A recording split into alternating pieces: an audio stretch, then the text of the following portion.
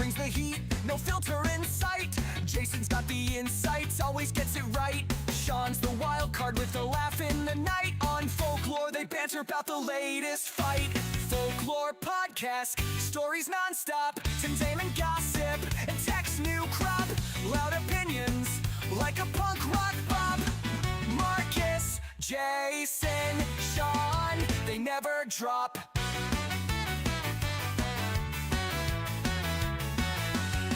Streaming wars and startup dreams. Hey, welcome back to the almost got me. It almost got me this week again, the mute button thing. But I'm back. Welcome back to the Folklore Podcast. I'm here with Sean Tomlin and Jason Farley. I'm trying to turn the volume down a little bit. Here we go. All right. Hey, do you notice the song has a pitch variable? The RPMs change. Yeah, I don't know how the band does that. I don't know either. It's amazing. Every week they do it live. I think that's wise because they're doing it live. You're right. Yeah. Had that been a recording, it wouldn't happen. Yeah. Nailing it as usual. There's always a lyric I hear in that song that I didn't hear before, which I like. It's a new surprise. It's like an eternal song. You just keep learning more and more stuff every time you hear it. Who's the voice? Who's the voice that reminds you of that lead singer? It's the Blink guy, right? Yeah, I think so. Yeah. Yeah. What's his name? I'm looking it up on my eye thing. Their drummer's Travis Barker. Well, isn't that funny? I know. That's always a good sign of a successful band where you only remember the drummer's name. Yeah.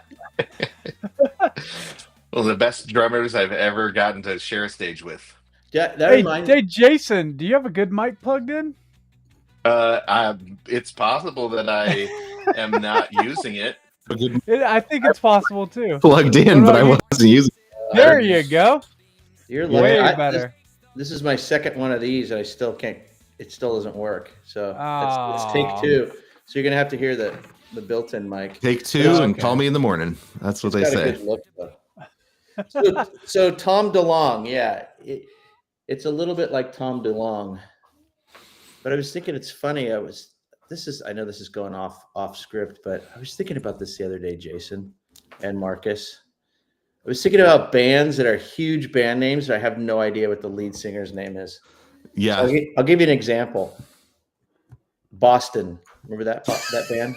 I have no idea who the lead singer is. I don't either. I have no idea. And then the other one, I have no idea what this guy looks like, but it's a big name. Can you think where I'm going after Boston? Chicago, probably. No, I know what Peter Cetera. I know what he looks like. Steve Miller Band. I have no idea what Steve Miller looks like. They even put his name in the band, and we still don't know what he looks like. That was back when being a good songwriter was what you needed, so you could be ugly like Jim Croce and still get famous. MTV ruined that for everybody, man. Forever. Forever. Like nobody knew what the bands looked like until MTV came around. I mean, Frank Zappa, Freddie Mercury, Rick Ocasek, and Joey Ramone may be some of the gangliest looking humans ever created. Yeah. And they would never make it on it in a post MTV world. They would not. They would not make it in an Instagram world. Yeah. One of my favorite Blink-182 stories was probably 1997 Vans Warped Tour at the Gorge, and Blink-182 comes out, and all of the girls suddenly want to be close to the stage. And at one point he was like, this next song is about how I don't have a date to prom. And all the girls go, oh, and all the guys froze up. Walking away from the stage. They just rolled their eyes, and everybody was like, oh, because girls start shouting, oh, I'll go to prom with you. Oh. And I was like, oh, this is not punk rock anymore. No, I know. When Green Day and Blink crossed the punk, they were punk rock for like 9.5 seconds. Yeah, no, it's true, but it was punk rock for girls. That's what I think of Blink-182. Still some great songs. A phenomenal drummer. Hey, that's a great Spotify playlist name. Just if you want to tidy up that genre. Punk rock for girls. Punk rock for girls. Yeah. Yeah. And it wasn't like Veruca Salt punk rock that was punk rock by girls, but it was still punk rock for punk that rock. was cool. Yeah. But yeah, Blink 182 was, how do we put together a band that girls will like? But still some great songs. Isn't that every band though? I mean, wasn't the you Beatles? start a band in high school to get girls, but that's different than a band for girls. Yeah. Okay. Yeah, that's good. Although, speaking of punk bands, I feel bad saying this, but there's always a band that everybody liked that when I hear, I was in the grocery store and I heard this and I was cringing, but it was The Offspring, Keep Them Separated. And I'm like, that song is top 10 most worst song for me. And I'll just play it. I'll play it once for you. We won't do it now because I want to save your ears, but you won't be able to get it. It's an earworm. You can't get out of your head. Is. Like 2 days. Yeah, that guy wrote some great earworms. Keep Them Separated is just that song. When you hear it again, you'll know what I'm talking about. Man, is that beach skate punk? Yeah, Orange County beach skate punk. I'm sorry to anyone I offended who really loves Offspring, but you got to admit that song's terrible. Anyways. No, this is great. I could honestly I could listen to the history of punk rock and y'all's thoughts on it all day. It's amazing. So, but I want to talk about this movie Sinners. First off, has anybody here seen it? Because I haven't seen it yet. I haven't seen it yet either. Okay. So basically, I only read the book.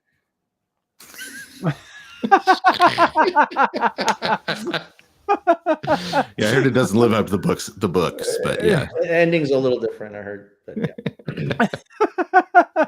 But well, so basically it's is it Jason, do you know enough about it to be able to give like the premise of it? It is vampires. It's a zombie movie. Vampires? Okay. It's vampires, but it's like zombie tropes with vampires. That's all. That's kind of all I know about it. Okay. Well, the reason I wanted to talk about it is because I think it's pretty significant. I was making a lot of news this week.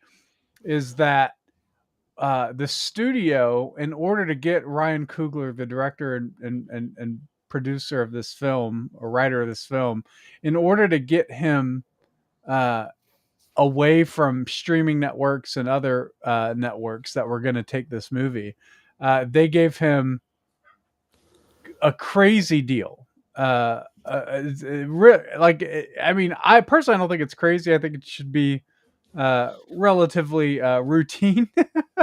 But for Hollywood, it's an insane deal because what they did was, one, he got creative control, right? Final cut even.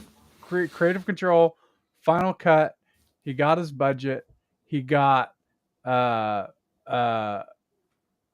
first dollar profit from the box office, which is something they usually only give really the people who invested in the marketing side. That's usually what they get, the first dollar return on profit. And then probably most significantly, he gets rights to any sequels, and he gets all his IP returned back to him after 25 years. So that was this mega deal they made with Ryan Coogler. And what's crazy about that is Ryan, like, that's something like only like a Ron Howard would get, or a Spielberg, or like a very high top level industry veteran director. You know, this is like a James Cameron level sort of deal. And it's to Ryan Coogler, who we're talking about. And one, we didn't even know how to pronounce his name before this show. It's kind of like, right. And so, like the lead singer of Boston. Right, yeah. Exactly. So Sean, what is happening in the world, in the studios, when the executives are giving artists deals like this? especially I would say mainstream studios like Warner Brothers.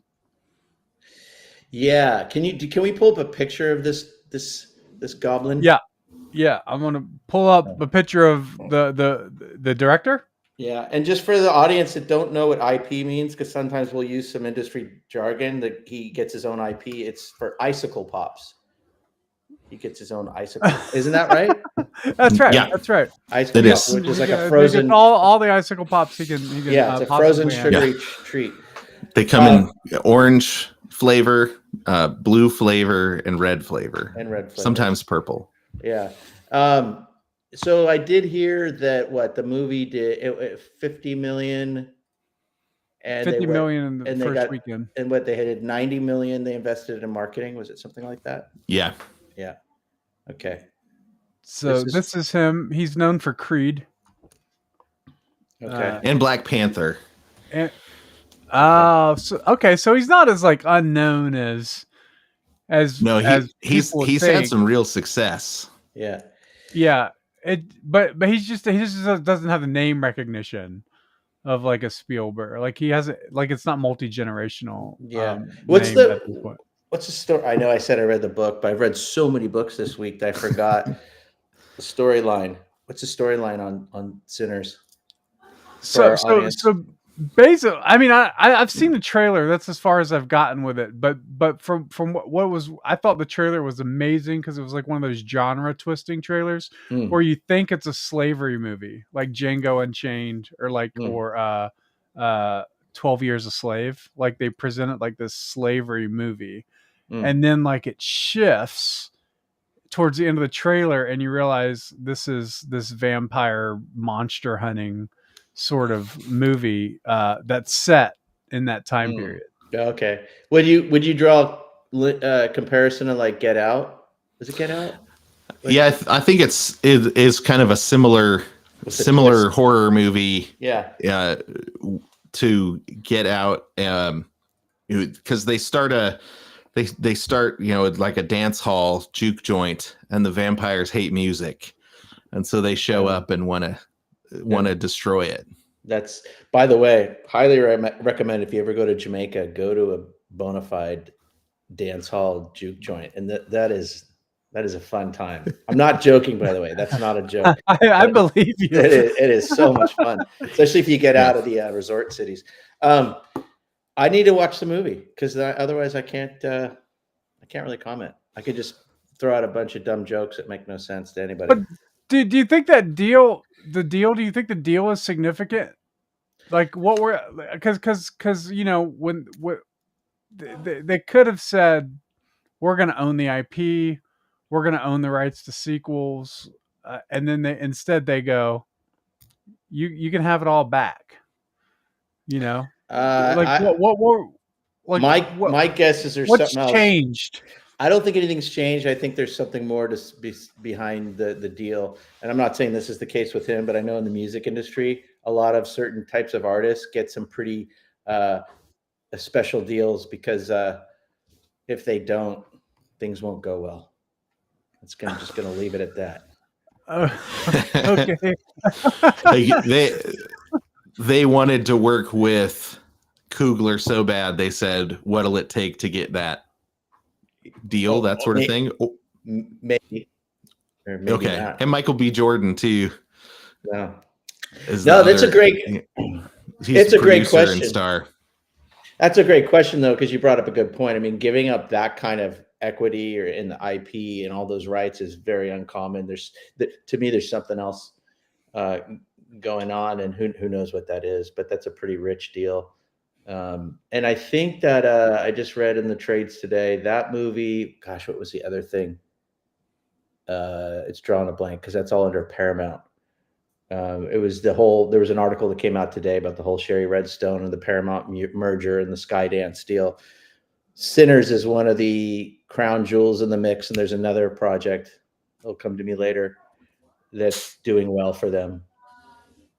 But other than that, there's not much that's tracking for Paramount and Max. Yeah. Yeah. that Right, it's sort no. of a last ditch effort. We're losing the race. We need a big hit, Yeah. that sort of thing. Yeah, they're unraveling all their reality programming. They're the big story today was Max is also pulling back. They're learning that more isn't more. They're learning less is more. So they're just like totally pulling everything back in terms of like realizing their streaming is just not catching fire, that Max isn't catching fire.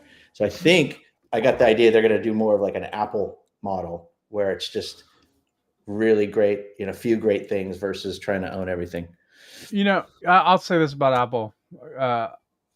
One, the studio is amazing. And Jason, I think we were talking about the studio, and you asked if I saw episode 2. At the time, I did not, but I had seen episode 2, and it was tremendous. And I will say I saw episode 3 about who was the Ron Howard episode. The Ron Howard one, yeah, was unbelievable. And the reason I bring it up is because there is a sort of sense with this Coogler deal that, like, Apple's making fun of this ridiculous studio system where the executives are always getting control over the creators' content, and there's just this.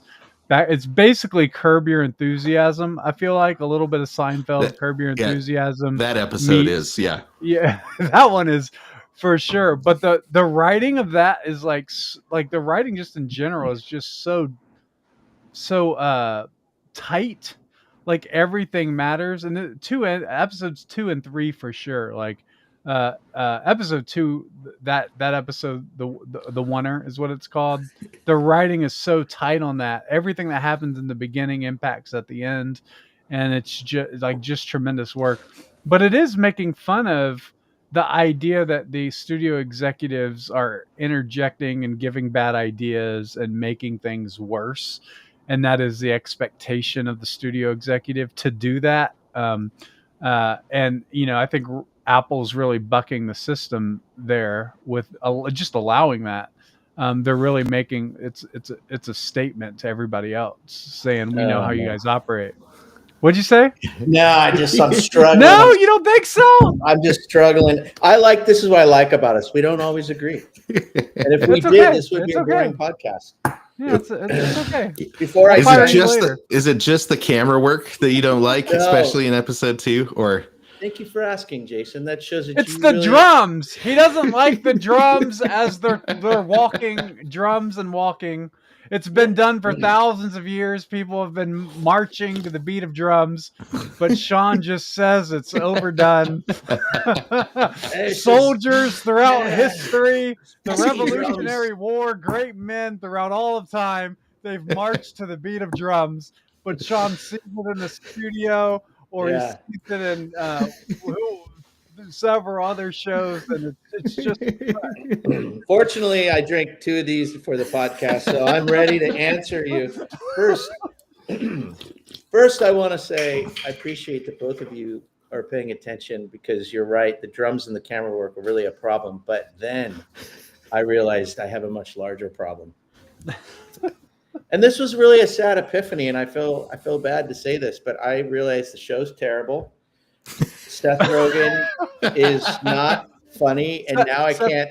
He's like Seth Bill Rogen Maher. is I just can't. I can't even look at those 2 guys anymore. And I think the writing is terrible, and my intelligence is insulted. And so I made it through half of episode 2, and then I looked over to Annette and I said, "We're done with this show." And I said, "You know what I want to do? I want to get re-inspired about great writing and television and acting, and we're going back to Ted Lasso." So I just restarted Ted Lasso, and then I looked at Annette and I said, "Annette, I was like, you see how we are just went through 5 episodes of Ted Lasso and we didn't even realize it?" And she's like, "Yeah," and I'm like, "That's a good show." And you notice how we really were struggling at the end of the first episode of Studio. I was like, "You want to watch it?" "Oh, okay, well, let's watch it." I'm like, "There could be a conversation." The fact we had So my take on the studio is I really liked episodes 2 and 3. I haven't liked any of the episodes since, but the writing is not. Especially episode 4. I didn't think the writing was good at all. And that was, it kind of bummed me out because I thought episode 2, I thought the writing was really tight, and so it gave me hope. So I kept thinking like, well, but episode 2, the writing was really good, and then so that's got to be in there. And then I've been disappointed by the later episodes, but the comedy around the making fun of the studio is really, really good. And the newest episode, it's all about how this studio executive thinks he's doing something really important, making bad horror movies, but he wants to present himself as doing something really important. And that's what I thought. That was really a funny idea, but I don't think the writing was very tight at all. But I really liked episode 2 so much. Yeah. Well, it's like, it was, I see what you're talking about. Like the whole, what do you call it? Effective altruism. Is that the term? I'm not sure. Anyways, it's the Sam Bankman-Fried philosophy about like, I'm going to do something good for society. That whole, they played on that. I don't know. I don't like Seth Rogen anymore. I think I also probably don't like it because it reminds me too much of my life in Hollywood. So there's probably a little bit of that. It's almost too on the nose. But anyways, I just can't say how much I love Ted Lasso. But Ted Lasso, at least the first season, there's not a single down episode. I think every episode of the first season, I was like, this is brilliant. Another brilliant episode. And I love, it's so much harder. I think it's easy to write unlikable characters.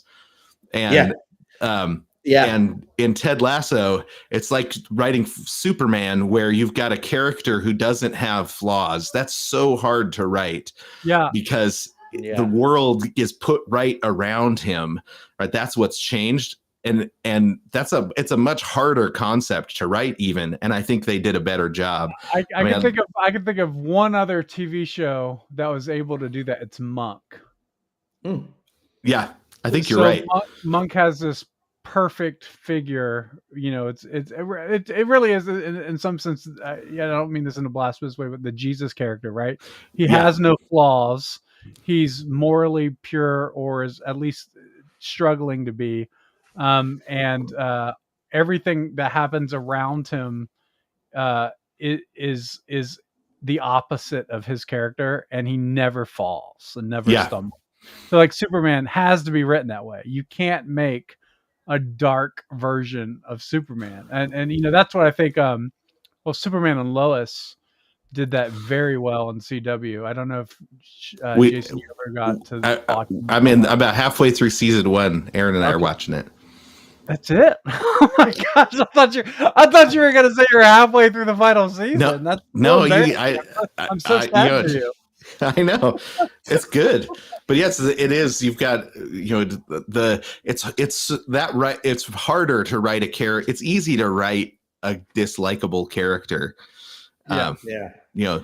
That's because you just go like, who are the people I don't like? I will skewer them in verse, as Chaucer says, for the rest of history. That's easy, because most people aren't likable in more than half their life. But then to write a character that has high morals, and is likable, and the world gets put right by his insistence. I love that. But it's so much harder to write. It's very difficult to be able to write that in such a way that it doesn't feel fake or like Hallmarky. That it's super challenging to do. And so on another note, Jason. Oh wait, do I hear a theme song coming up? There is. Yeah, ready? I feel like yeah. Ladies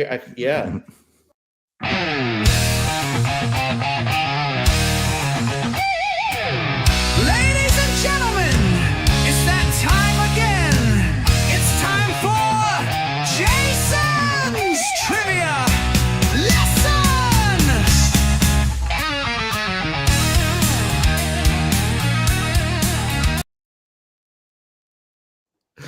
That's so good.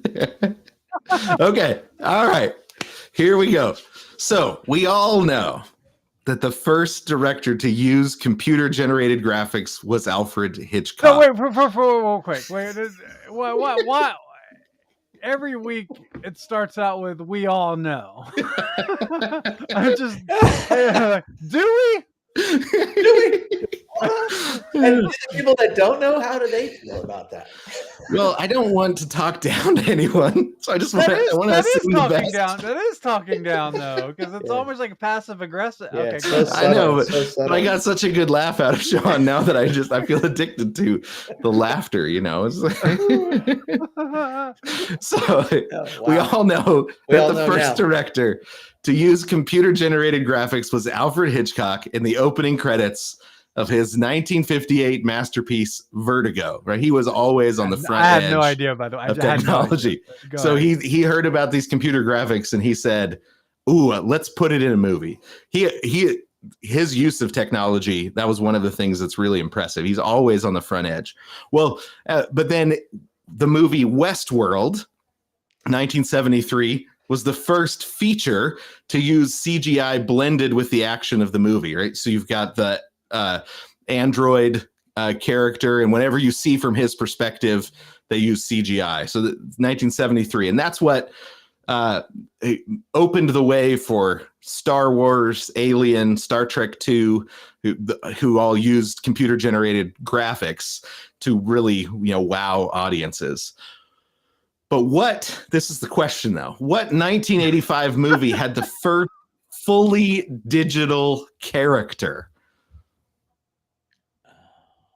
1985, there was a movie that had the first fully digital character. Okay, so Max Headroom in MTV doesn't count.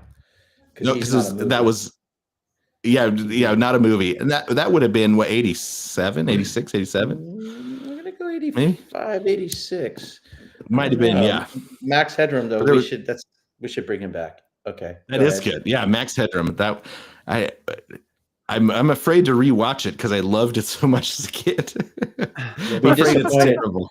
No, I did that, and it's yeah, you're right. Okay, so I'm looking him up. There was a feature film that had the first fully digital character. So, All right. Oh, man. So it was Lucasfilms. So if that helps at all, it was Lucasfilms.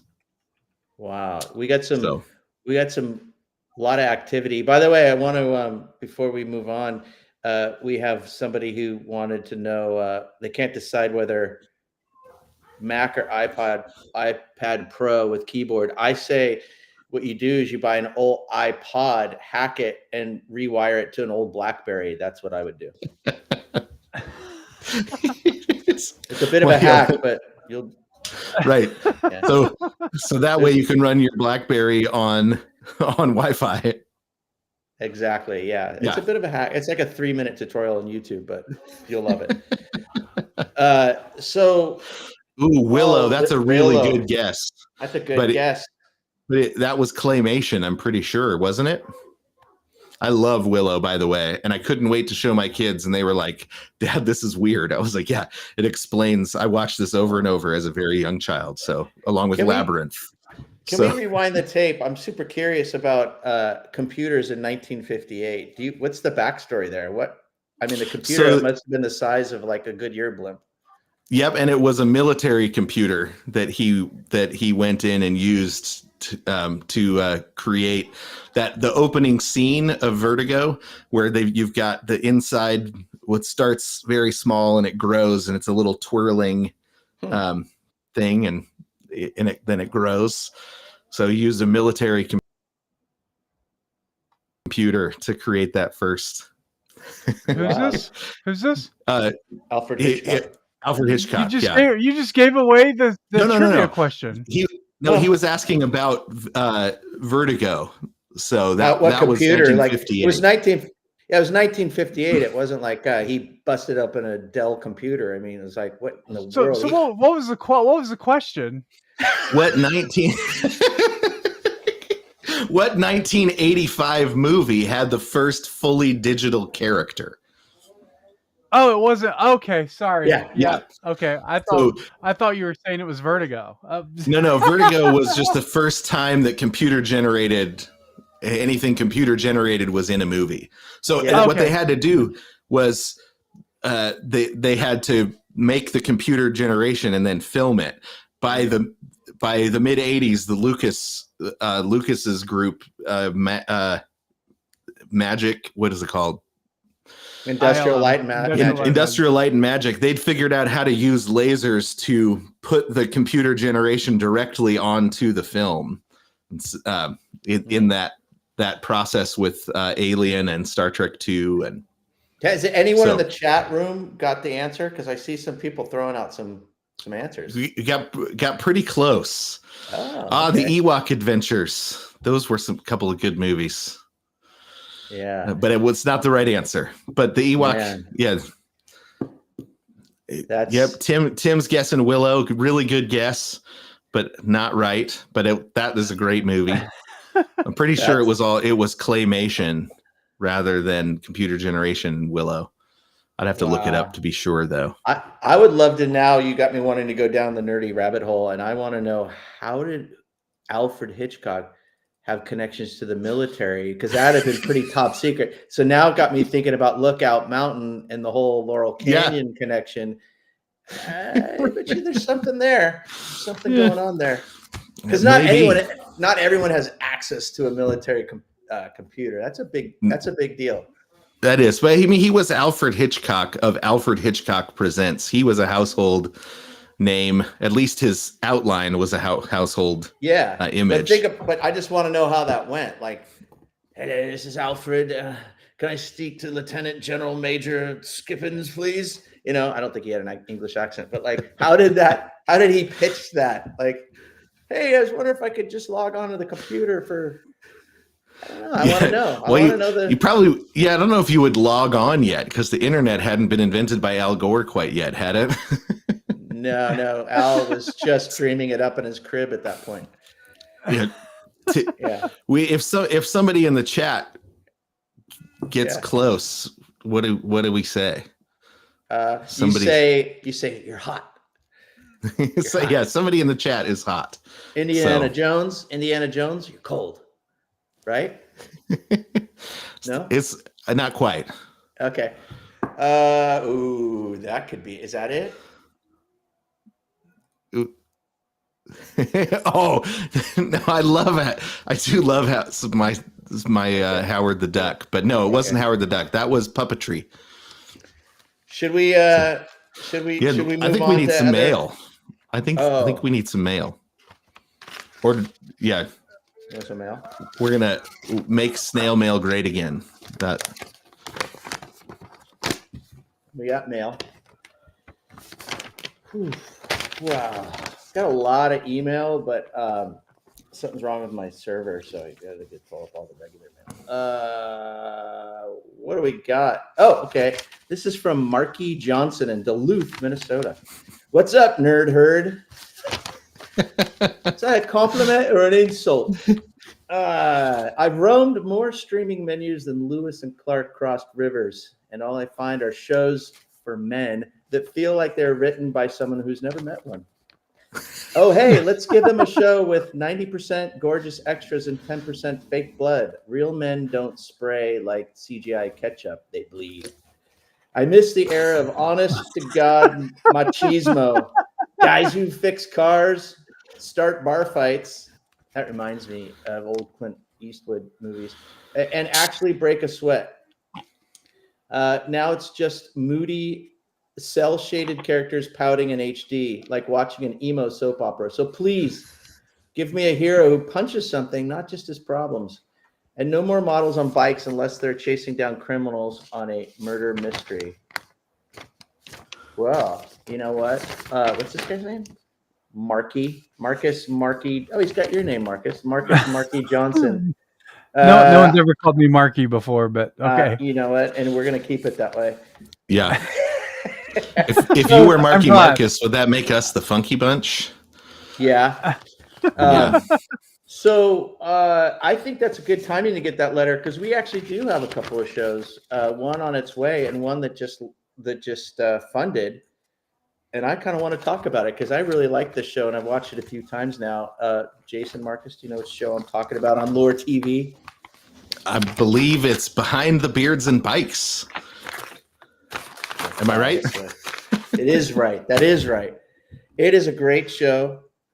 And I was thinking about it when I was watching it on Lore TV. That's lore.tv. All the shows that are on, let's say, History Channel and all that cable stuff, American Pickers, Pawn Stars, Duck Dynasty. I mean, I think our audience knows those shows are all scripted for the most part. They've all been planned out. Those are just all scenarios. There's no real reality to any of that. And I think Hollywood's done a good job in the last 20 years just exterminating any real men's programming. We had Spike TV for a heartbeat, and that was like going to be the men's channel, a channel for men out of the 2,952 cable channels. And then that died. And then you had the Man Show that got killed. So I think a lot of men have been orphaned and they're looking for cool stuff, like real shows that are about real guys. And Behind the Beards and Bikes is that show. These are real dudes, and they're not made up. No, and they do things like make throwing axes for a living, which is amazing. And that same guy that does the throwing axes.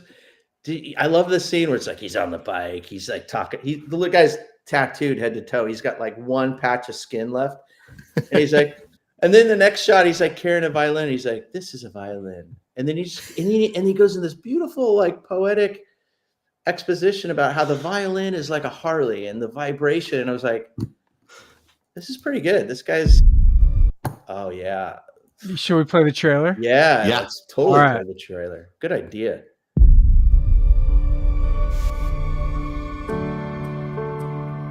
They say there's a man set apart.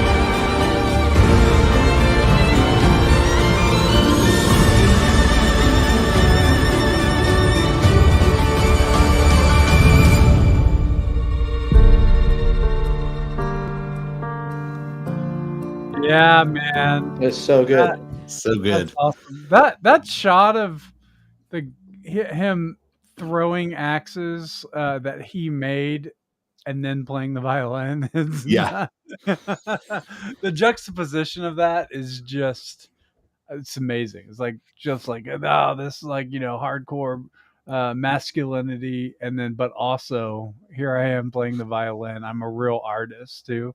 Is just tremendous. You don't see that much anymore. Yeah. And they've got, Greg Baker is a accomplished guitar player, and so it's just that I love the kind of 3-dimensional view of masculinity that it presents, where it's not just WWF version of masculinity, but these are men that do masculine things, and then they also write poetry and play music, and it's which are masculine things, but which are masculine things. Yeah, exactly. Yeah, but so that's first off, tremendous trailer, and then second, you can actually watch that show right now, right today. If you go to Lore TV, LOOR.TV, you can get a subscription to Lore. You can watch that show, and you can decide if you want to fund the next is it episode, or are we doing the next episode? Yep. Yeah. So you can fund the next episode. You can buy gold loot and fund as many shows as you want, as often as you want. And so go to LOOR Lore TV and create an account and start funding content just like that from artists just like Daniel Scott. Just tremendous work he did on that. So Yeah, I say definitely help a guy like Daniel do that, because as great as that show is, I mean, the production is exquisite, the editing, the music, the cinematography. I can tell you from being in the business a long time, none of the majors will take a show like that. It's just too, they're going to come in and go, wow, where's the drama and the conflict and what's the storyline and why don't we turn this into like a Duck Dynasty or whatever?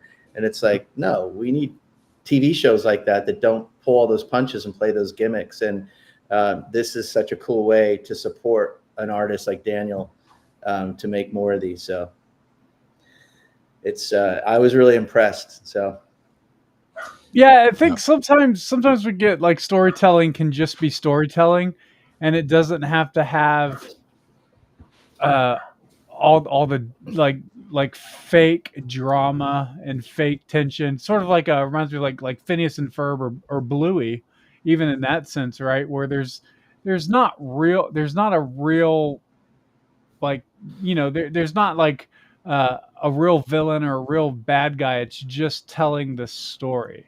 Like Phineas and Ferb is like summer vacation, right? Adventures on summer vacation, and then same thing with Bluey. It's just this is what being a father is like to little kids. But there's not you're never going to see an episode of Bluey. Hopefully, I'm fingers crossed, where there's an affair between the mom and the dad, right? Like that Yeah. would just that would be awful, right? Like and no one's gonna go, well, we need to really add something here. We need make to it add more- stakes. yes, Yeah, that's it. what are the That's stakes? what I was- Yeah, thank you. Yeah, yeah, what are exactly. the stakes? Yeah. Yeah. So that's kind of it. I guess there's definitely drama and tension even on Bluey and certain episodes, but you're right.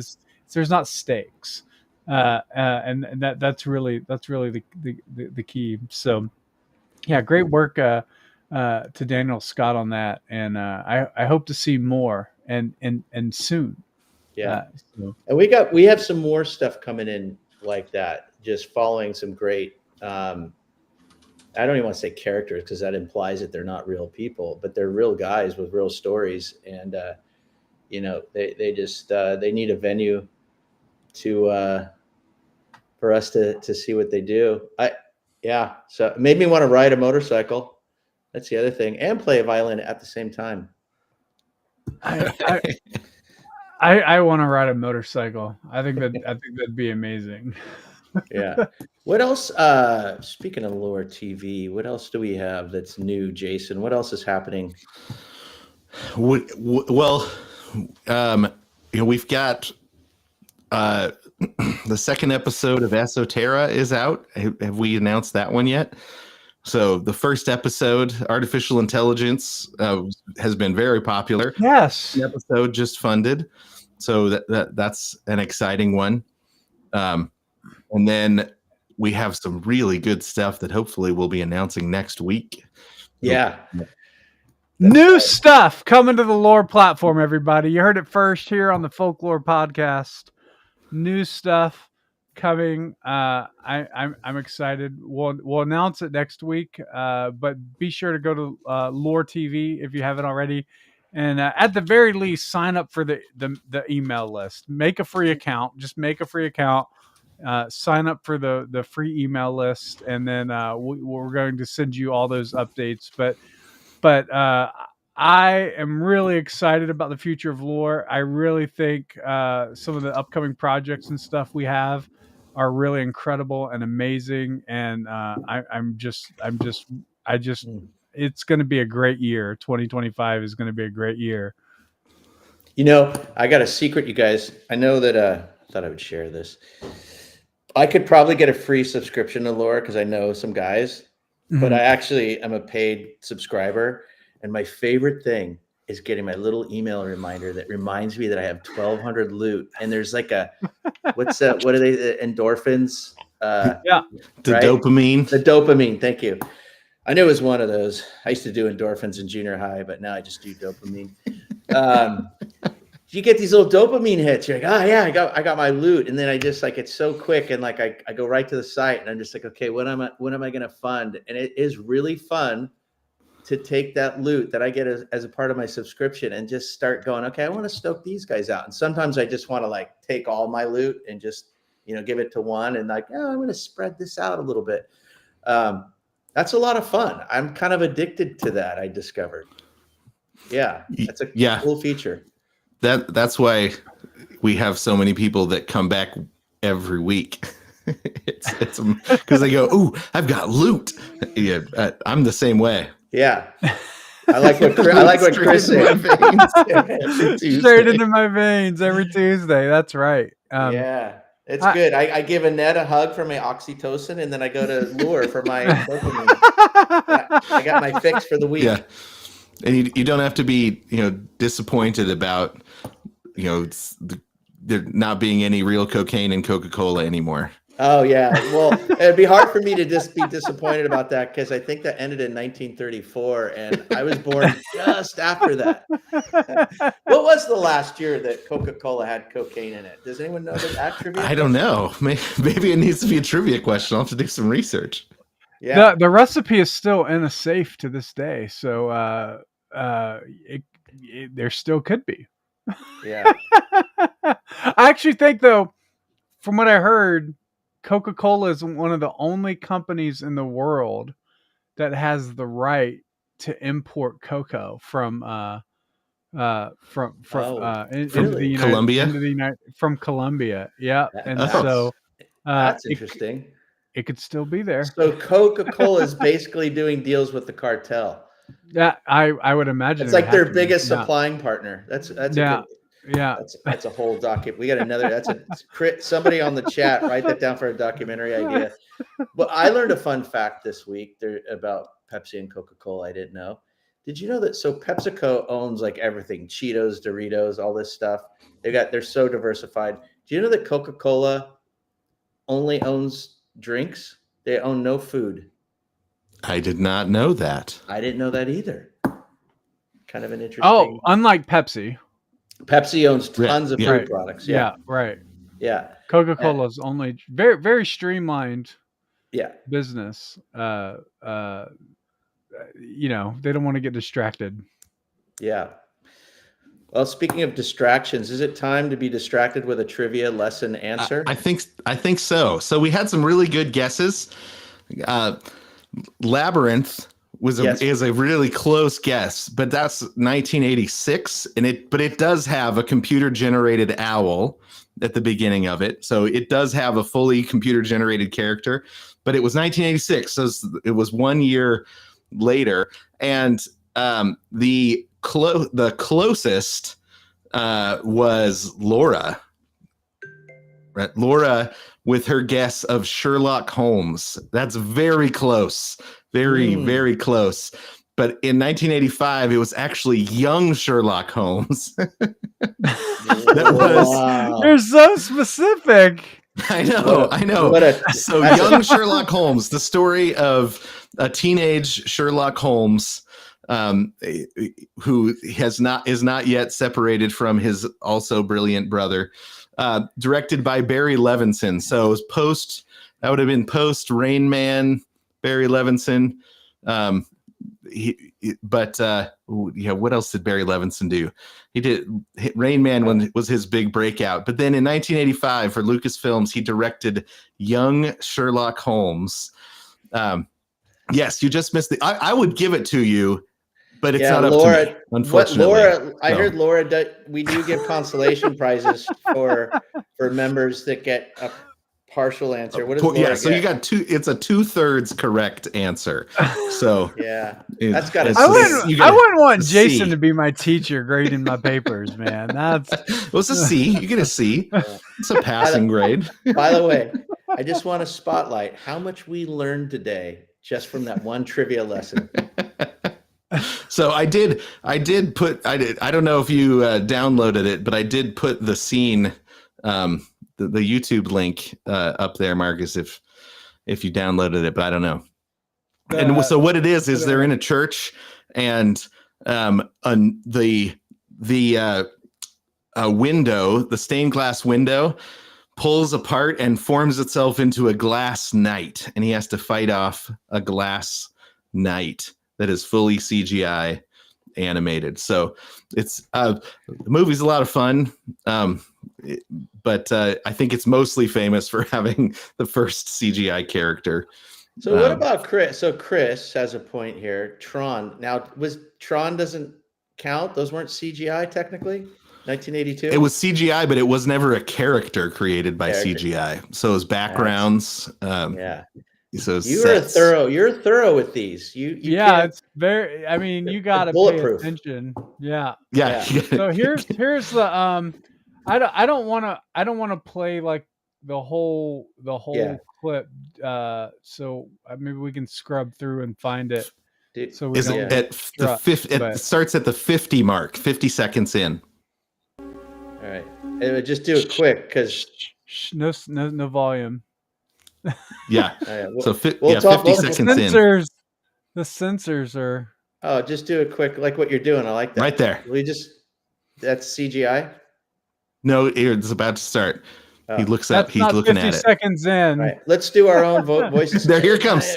Here it comes. Oh, I love stained glass, but it's making noises. Lighting this candle, stained glass. This is not 50 seconds in, Jason. I'm sorry. Here it comes. Here it comes. Wow. Oh, that is the first CGI character right there. Why does it look so much better than? All right, cut it out so we don't get blocked. Yeah, we don't want to get. We don't want to get blocked by TubeU. That's pretty cool though. Why does it still stand up? I feel like it still stands up. Like I think so. I think anytime you put stained glass in a motion picture, it's always going to stand up. People love stained glass. Awesome. Well, Powell Brothers says better than the modern MCU. Unfortunately, that's true. Yeah. Well, look at this, guys. 200 viewers today on the stream. That's an increase significantly in our views. So thanks everybody for watching. And before we go, our band, we have a live band working to make a song that summarizes today's show. And what's the genre today? It's math rock.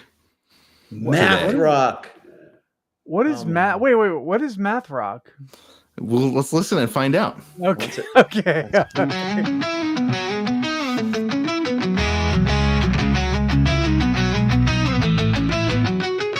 Curtain calls fade like whispers in the dark. Dim lights swap for a glowing screen spark. Pixel art, Holmes with his digital clues. Mustaches return, revving engines ooze. Theater ghosts wait for their marbled halls. Streaming feeds replace their hallowed walls. Motorcycle dreams roar into the scene. The beards of old gods reborn and serene. Lures, the pulse, tearing seams. New shows breathing ancient dreams. Yeah. Lord, a cycle dreams. I still don't know what makes this math rock Because it's just not in 4/4 time. Okay. I would have not. That's the answer. That's what makes it math rock. So it's in 7/8 and 5/8. Oh, that's some serious math. I was just counting. I'm a big fan of integer hip hop. Have you ever listened to that?